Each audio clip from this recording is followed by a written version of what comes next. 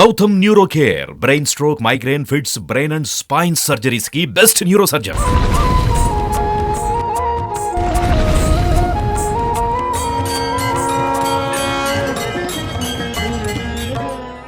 వందేళ్ల ఆలయం, సనాతన వైభవం. అక్కనపల్లి అనే గ్రామానికి వెంకటేశ్వర స్వామి స్వయంగా వెలిచిండంట. శ్రీ శ్రీనివాస గోవింద. ఈ గుడి 600 ఏళ్ల చరిత్ర, 7 ఎకరాల 7 గుంటల జాగలున్న వెంకటేశ్వర స్వామి గుడి. సాలగ్రామ రూపంలో నేను కనబడతా, నా గుడి కట్టి అని చెప్పి కోరిండంట. ఈ గుళ్ళ 90 రోజులలో కోరికలు తీరుతాయి అని అంటున్నారు. మళ్ళీ శనివారం వరకు, అంటే ఒక 7 రోజుల దీక్షలు అన్నట్టుగా ఉండాల్సి ఉంటుంది అనమాట.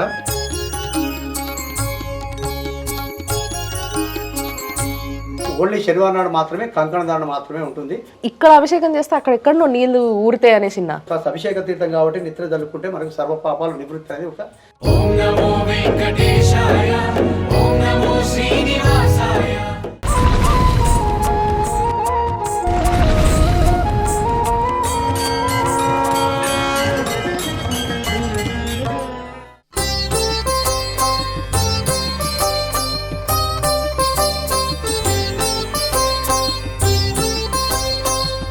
నమస్తే.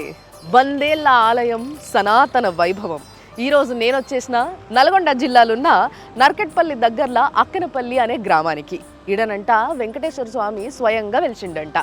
మరి స్వయంగా వెలిచి 600 ఏళ్ల చరిత్ర కలిగిన ఈ గుడిని మనం చూడకుంటే ఎట్లా? అందుకే చూసేటందుకు నేను వచ్చిన, మీకు కూడా చూపిస్తా. పాండ్రిపోదాం. చాలా సింపుల్గా గుడి చాలా బాగుంది. నేను చూపిస్తా చూడండి. ఇక స్టార్టింగ్లోనే మంచిగా 2 ఏనుగులు దండలు పట్టుకొని, అంటే విష్ణుమూర్తి ఏ రూపంలో ఉన్నా కూడా ఆడ ద్వారపాలకులుగా ఇటొకలు జయుడు విజయుడు ఉంటారు కదా, వాళ్ళే ఇటు పక్కకు ఉన్నారు అన్నట్టు. పోదాం పారి.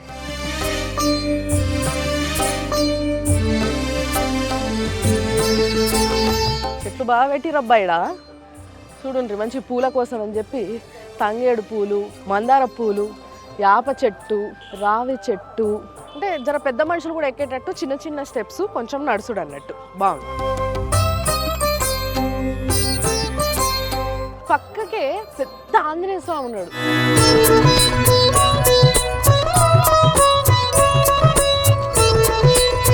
చాలా పెద్ద ఆంజనేయ స్వామి విగ్రహం ఉన్నది ఇక్కడ. దాదాపు ఒక 50 ఫీట్ల కన్నా పొడవే ఉంటుండొచ్చు అబ్బాయి ఆంజనేయ స్వామి. ఏ గుడికి పోయినా, అది శివుడి ఆలయమైనా, విష్ణుమూర్తి ఆలయమైనా, ఇంకేదైనా కూడా ఆంజనేయ స్వామి మాత్రం పక్కా ఉంటాడు. అమ్మో, 2 కళ్ళు సరిపోతలేవు ఈ ఆంజనేయ స్వామి చూసేందుకు. జై హనుమాన్, జై హనుమాన్. హనుమాన్ దగ్గర నుంచి ఇట్లా ఒక 2 అడుగులు వేయంగానే ఎదురుగానే మంచి కోనేరు కనబడుతుంది తెలుసా. అసలు అప్పటి గుళ్ళల్లో కంపల్సరీ ఒక కోనేరు ఉండేది, కాలు కడుక్కోవాలంటే. ఈడ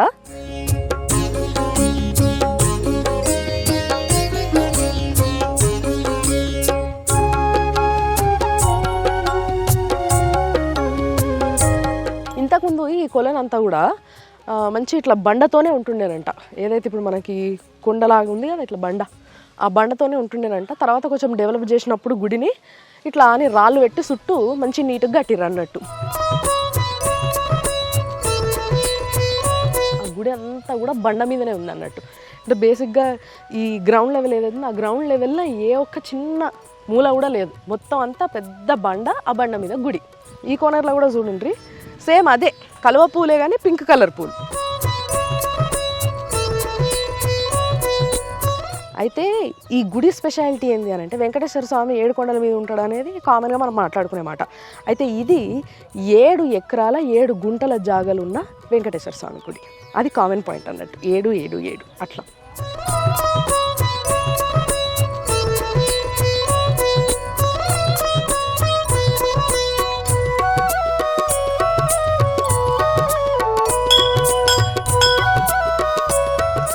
శివుడి లింగం ఉన్నది, స్వయంభూ అంట.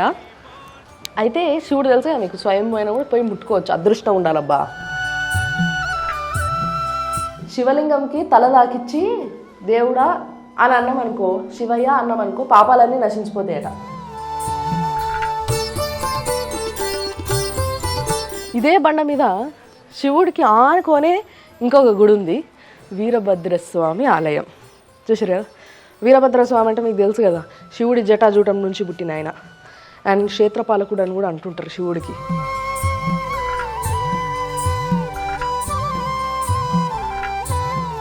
ఏడుకొండల స్వామికి 7 కొండలు అని ఎట్లయితే ఉంటుందో సేమ్ ఇక్కడ కూడా 7 ఎకరాలల్లో 7 గుంటలల్లో ఉన్నది అని చెప్పేసి. సో ఇక్కడ చూడండి, మీకు పక్కలల్లా ఈ పిల్లర్స్ పైన రాసిండ్రు, ఇది నారాయణాద్రి ఇట్లా అన్నట్టు, తర్వాత వృషభాద్రి, తర్వాత అంజనాద్రి, తర్వాత గరుడాద్రి, దాని తర్వాత నీలాద్రి, ఇక 6వది శేషాద్రి, ఇక లాస్ట్కి వెంకటేశ్వర స్వామిని చూడాలి కదా, 7 కొండల మీద కూర్చుంటాడు కదా మంచి దర్జాగా మన కోసం.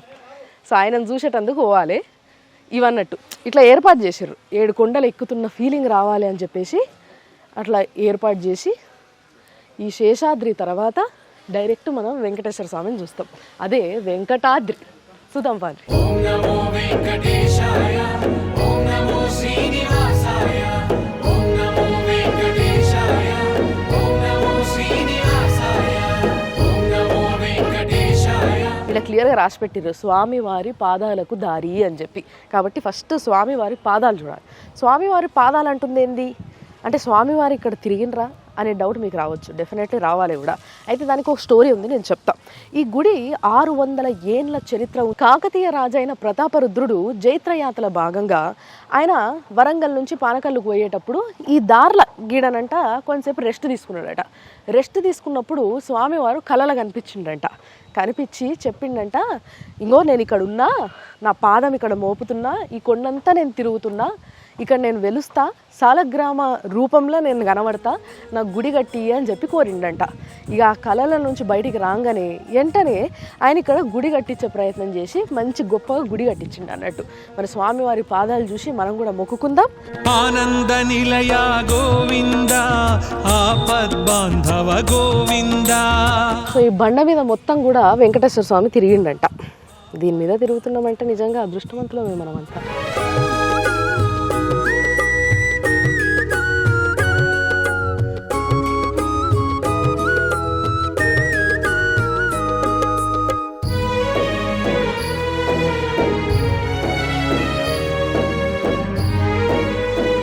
అయితే ఇక్కడ భక్తులు వచ్చిన వాళ్ళందరూ కూడా వెంకటేశ్వర స్వామిని భక్తిగా కొలుసుకుంటా 7 సుట్లు తిరుగుతారంట. అంటే ఒక్కొక్క గుళ్ళో ఒక్కొక్క ఆచారం ఏదో ఉంటాయి కదా.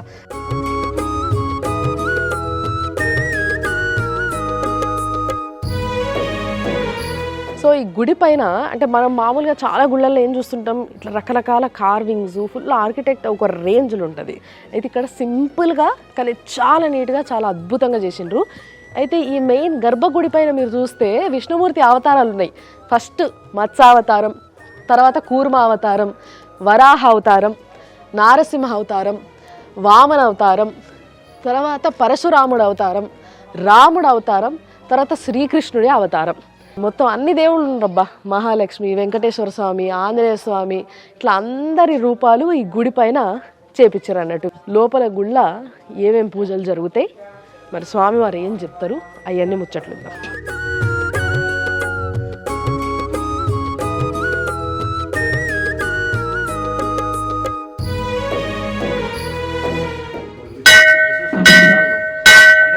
మెయిన్ గుళ్ళకి రాగానే దేవుని నమస్కరించుకోగానే మీకు ఒక ముచ్చట చెప్పబోతుంది. నాకు పాత గుడి అంటే ప్రతాపరుద్రుడు టైంలో గుడిని ఈ విధంగా కట్టించారు అన్నట్టు. అప్పట్లో పెద్దగా ఈ గుడి కన్స్ట్రక్షన్ పెద్దగా కాలేదు, ఓన్లీ ఇట్లా రాళ్ళు పెట్టి చుట్టూ. ఇది మెయిన్ టెంపుల్. ఇక్కడ కనిపిస్తున్న చిన్న చిన్న ఏమో శివుడిది, వీరభద్ర స్వామి ఇందాక మనము దర్శనం చేసుకున్నాం కదా అదన్నట్టు. ఇక తర్వాతనే ఆంజనేయ స్వామి విగ్రహం కూడా పెట్టడం జరిగింది. అండ్ ఇదంతా కూడా ఓవరాల్గా ఇక్కడ మీరు పేరు చూస్తే కసిరెడ్డి సుదర్శన్ రెడ్డి గారు అంటే వీళ్ళ ఫ్యామిలీయే ఈ గుడిని రీకన్స్ట్రక్ట్ చేసింది. నీ నామ స్మరణమే గోవింద నిత్యము పలికేము గోవింద, నీ నామ స్మరణమే గోవింద నిత్యము పలికేము గోవింద, నీ వేణుగానమే గోవింద మా శోకహరణము గోవింద, నీ వేణుగానమే గోవింద మా శోకహరణము గోవింద. మరి ఈ సాలగ్రామ వెంకటేశ్వర స్వామి గుళ్ళ ప్రతాపరుద్రుడు కట్టించినప్పటి నుంచి కూడా మన కారపూడి కృష్ణమాచారి గారి వంశస్థులు మాత్రమే పూజారులు ఉన్నారు. మరి ఆయన మన ముందున్నారు, ఆయనతోనే అడిగి చాలా విషయాలు తెలుసుకోవచ్చు. ఇక్కడ ఏం కోరుకున్నా కూడా 90 రోజుల ఈ వ్యవధిలా మొత్తం కోరిక తీరిపోతుంది అని చెప్పి నమ్ముతారంట. స్వామి నమస్తే. జై శ్రీమన్నారాయణ. జై శ్రీమన్నారాయణ. సో మరి ఈ గుళ్ళ 90 రోజులలో కోరికలు తీరుతాయి అని అంటున్నారు. అట్లా చాలా మందికి తీరుతుంటాయి. చాలా మందికి అమ్మ దానికి ద్వారకాణాలు కూడా మాకు నిదర్శనంగా ఆ భక్తుల ద్వారానే కూడా భక్తులతో కూడా మేము విన్నవిస్తున్నాము. మరి కంకణం కట్టించుకుంటే అంటే ఏ రోజు కడతారు, కట్టుకున్న తర్వాత దానికి సంబంధించిన ఏమేమి ఉంటాయి చేయాల్సినవి, పూజ కానీ ఏదైనా? ఇక్కడ కంకణ ధారణ ప్రతి శనివారం నాడు ఉంటుంది. ప్రతి శనివారం ఉదయం 9 గంటల నుంచి 1 గంట వరకు కంకణ ధారణ జరుగుతుంది. ఈ కంకణం కనుక మీరు శనివారం నాడు కట్టుకొని మళ్ళీ శనివారం వరకు అంటే ఒక 7 రోజుల దీక్షలు అన్నట్టుగా ఉండాల్సి ఉంటుంది అనమాట. ఆ 7 రోజుల దీక్షలో ఉన్నట్టయితే ఆ 7 రోజులు కూడా మీ ఇండ్లలో మామూలుగా మత్తు పానీయాలు, మధుమాంస భక్ష్యాదులు అలాంటివి, తర్వాత అల్లం వెల్లుల్లి కాస్త రిస్ట్రిక్షన్స్, పరుపుల మంచాల మీద పడుకోవడం, అలా 7 రోజులు జరిగిన తర్వాత మళ్ళీ శనివారం నాడు ఆ కంకణాన్ని విప్పి 111 రూపాయలు ప్లస్ ఆ యొక్క కంకణాన్ని కూడా విప్పి 111 రూపాయలు పచ్చడి వస్త్రం స్వామి అంటే ఆ స్వామివారి దీక్షా వస్త్రము పసుపు వస్త్రం, ఆ పసుపు వస్త్రంలో 111 రూపాయలు యొక్క కంకణాన్ని విప్పి దాంట్లో మూట కట్టేసి అంటే ముడుపు మాదిరిగా కట్టి మీ యొక్క దేవాలయం గదిలో పెట్టుకోవాలి. మీ యొక్క కోరిక నెరవేరిన తర్వాత అది 90 రోజులలో అంటే స్వామివారి ఇచ్చింది మనకు వ్యవధి 90 రోజులు అంటే 3 నెలల్లో. స్వామివారి ముందు చేయొచ్చు, వెనుక చేయొచ్చు, కానీ తప్పకుండా సఫలీకృతం అనేది 100% అవుతుంది. ఆ కోరిక నెరవేరిన తర్వాత ఆ ముడుపును తీసుకొని వచ్చి స్వామివారి ఉండిలో సమర్పించి స్వామివారికి సాలగ్రామ అభిషేకం చేసుకోవాలని ఒక వెనుక నుంచి కూడా ప్రతీక మాకు. సో అట్లా ఈ విధంగా చేసుకుంటే ప్రతి ఒక్కరికి కోరిక తీరింది ఇప్పుడు వరకు. మరి మామూలుగా వచ్చే ప్రజల కోసము అడుగుతున్న ప్రశ్న ఏంది అని అంటే, స్వామి వారికి అభిషేకము, అర్చనలు ఇంకా ఎలాంటి పూజలు జరుగుతాయి, ఏ టైంలో జరుగుతాయి, ఎప్పుడు చేయొచ్చు? మీకు శనివారం నాడు అభిషేకం కాకుండా స్వామి వారికి సాలగ్రామ అభిషేకం ఉంటుందమ్మా ఇక్కడ. శనివారం నాడు కాకుండా సోమవారం నుండి శుక్రవారం మీరు ఏ టైంలో ఉదయం 8 గంటల నుండి 12 గంటల వరకు ఎప్పుడు వచ్చినా సాలగ్రామ అభిషేకం చేయడం జరుగుతుంది. మీరు వచ్చేటప్పుడు కాస్త మాకు ఫోన్ చేయడమో లేదా అంటే వచ్చేటప్పుడు మీరు పాలు, పెరుగు, నెయ్యి, తేనె ఇలాంటి పంచామృతాలు అన్ని తీసుకొని వస్తే ఉదయం పూట మీకు ఒక అరగంట సేపు కార్యక్రమం స్వామివారి అభిషేకము అష్టోత్తరం ఉంటుంది. కాబట్టి మీ యొక్క కార్యక్రమాన్ని సోమవారం నుండి శుక్రవారం నిర్వహిస్తాము. శనివారం నాడు మాత్రం ఓన్లీ శనివారం నాడు మాత్రమే కంకణ ధారణ మాత్రమే ఉంటుంది, మిగతా రోజుల్లో అనేది ఉండదు. అండ్ ఇంకో స్పెషాలిటీ నేను విన్నది ఏంటంటే స్వామి ఇక్కడ అభిషేకం చేస్తే అక్కడ ఎక్కడో నీళ్లు ఊరితే అనేసి. ఇప్పుడు స్వామివారి యొక్క సాలగ్రామాలు మీకు లోపల కనిపిస్తున్నాయి చూడండి, నల్లటి ఆకారంలో ప్లేట్లలో షటర్ దగ్గర కనిపిస్తుంది కదమ్మా. ఆ యొక్క సాలగ్రామాలు కడిగినప్పుడు యొక్క నీళ్లు ఏంటంటే పక్కకు సోమసూత్రంలో ఒక రంధ్రం ఉంటుంది. ఆ యొక్క అభిషేకం చేసే నీళ్లు ఆ రంధ్రం గుండం ద్వారా కింద మొత్తం బండ ప్రాంతం చిన్నగా జాలు వారి కిందికి వస్తుంది అనమాట ఆ నీళ్లు. అయితే ఆ నీళ్ళు అక్కడికి వస్తున్నాయి కాబట్టి వచ్చిన భక్తులు కూడా ఆ నీళ్లను కాస్త అభిషేక తీర్థం కాబట్టి నిద్ర జల్లుకుంటే మనకు సర్వ పాపాలు నివృత్తి అనేది ఒక ఉదంతం ఇక్కడ. ఇప్పుడు ఏదైతే మనము ఈ రూపం చూస్తున్నామో అది నిజ రూపం కదా, అంటే వెలిసింది ఇదే, వెలిసిన స్వయం వ్యక్త స్వామి శిలా సాలగ్రామ రూపం మన స్వామివారు. తర్వాత వెంకటేశ్వర స్వామి వారు, పక్కన శ్రీదేవి కూడా ఇద్దరు అమ్మవారు మీకు చిన్నటి ఆకారంలో చూడండి, శంకు చక్రాల కిందికి చూడండి, బాగా గమనించండి. ఇటు చేతుల శంకు, ఇటు చేతుల చక్రము కనిపిస్తుంది. అటు భూదేవిని ఇద్దరు అమ్మవారు, మధ్యన స్వామివారు చూడండి మంచి కనిపిస్తున్న చతుర్భుజాలతోటి.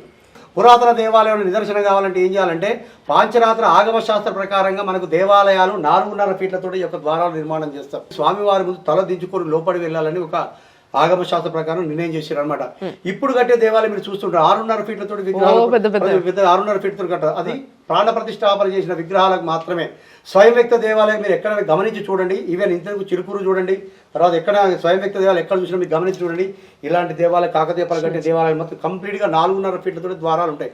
ఇంకొకటి కాకతీయులు కట్టిన గుడికి ఎప్పుడు కూడా ఈ ఏదైతే మెయిన్ గర్భగుడి ఎంట్రన్స్ ఉంటుందో దీని మీద లక్ష్మీదేవి కంపల్సరీ కనిపిస్తుంది.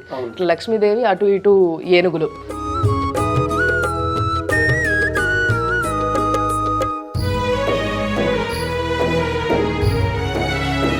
సో దంపతులు ఇద్దరు ఇక్కడ ఉన్నారు, సుదర్శన్ రెడ్డి గారు, జయమ్మ. వీళ్ళిద్దరూ ప్రతిరోజు దర్శనానికి వస్తారట, మరి వాళ్ళనే అడుగుదాము. సార్ నమస్తే. గుడి మంచిగా కట్టించారు, మీరేమంటారు? మీకు ఎందుకు కట్టాలనిపించింది, అసలు ఎందుకు రెనోవేట్ చేయాలనిపించింది?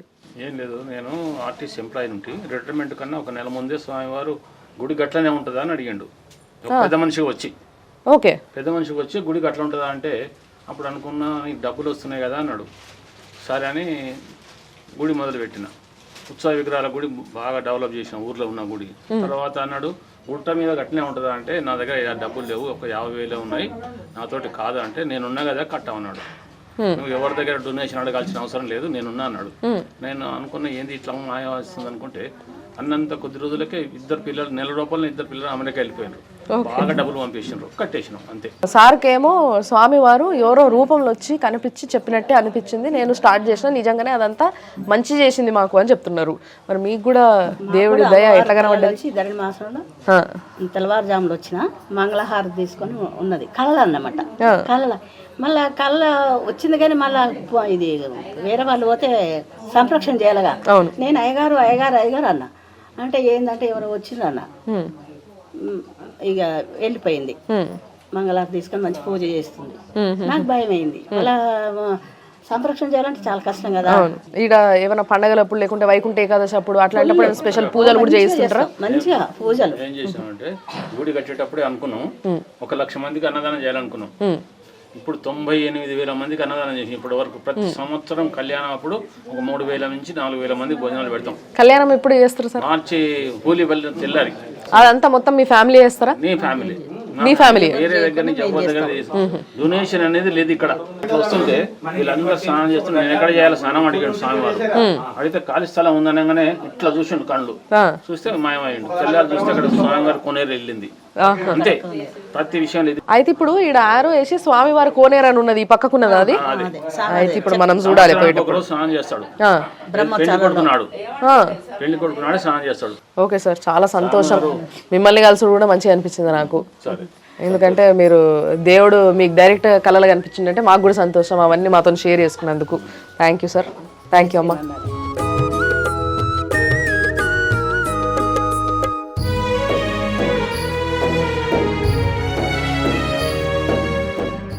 ఈ నీళ్ళనే ఆ స్వామికి స్నానం చేపిస్తారు అన్నట్టు. కాబట్టి ఇది పుణ్యతీర్థం, దీన్ని కొంచెం జల్లుకుందాం మనం.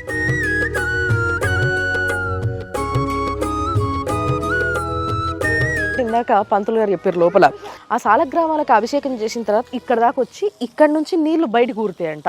ఇక్కడ చూడండి, ఇట్లా నీళ్ళు ఇళ్ళకెళ్ళి బయటకు ఊరుతాయి అన్నట్టు. సన్నగా నీళ్ళు అటు నుంచి వస్తున్న దార కూడా కనిపిస్తుందంట. అండ్ ఎప్పటికప్పుడు ఇలా నీళ్లు ఊరుతూ ఉంటాయట. ఈ నీళ్ళని అందరూ ఇట్లా కొన్ని తీసుకొని మంచిగా ఇట్లా నెత్తికి జల్లుకుంటారు అనమాట. నీ నామ స్మరణమే గోవింద, నిత్యము పలికేము గోవింద. నీ నామ స్మరణమే గోవింద, నిత్యము పలికేము గోవింద. ఈ గుడికి దర్శనం చేసుకోవాలి, దేవుణ్ణి చూడాలి అని అనుకుంటే మాత్రం ఈ గుడి టైమింగ్స్ ఒకటి ఉన్నాయి. పొద్దున 6 గంటల నుంచి 12:30 వరకు ఓపెన్ ఉంటుందంట. తర్వాత 5 గంటల నుంచి 7:30 వరకు ఓపెన్ ఉంటుందంట. కాబట్టి ఈ టైమింగ్స్లో మాత్రమే మీరు ఇడికి రాగలుగుతారు. చూసిండ్రు కదా, 100 ఏళ్ళ ఆలయం. అందుకే ఇది 100 ఏళ్ళ ఆలయం, సనాతన వైభవం అంటున్నాం మేము. మరి సుమన్ టీవీలో ఇట్లాంటి గుళ్ళు ఎన్నో పరిచయం చేస్తాం మేము, మీరు చూస్తూనే ఉండండి. ఇప్పుడైతే చూపించినాయి కదా అక్కినపల్లిలో వెంకటేశ్వర స్వామి గుడి, మిస్ కాకుండ్రి. రావాలనుకుంటే వచ్చేసేరి, కానీ నేను చెప్పిన టైంలలోనే రాండ్రి. అది ఉంటా మరిగా, మళ్ళీ కలుస్తా ఇంకొక ఎపిసోడ్తో.